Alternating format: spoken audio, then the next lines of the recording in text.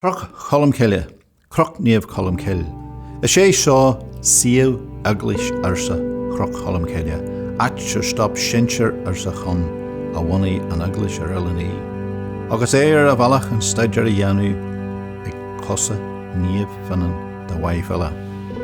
Bhíhín le con an at seo, agus ba bhíon leis a bheith churtha seo, ach de bhar chleachtas na nál agus fallú ní ró más ar a bhíon. Nuair a fel chun ó Alban, bhí cúig olú scrista aine an cogadh níom léana.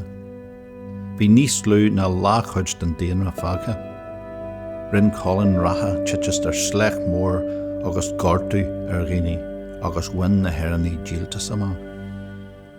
Fágu imach na nurlaí rialta allmhór de hailte álu agus glap an churann shellah ar na tailte seo.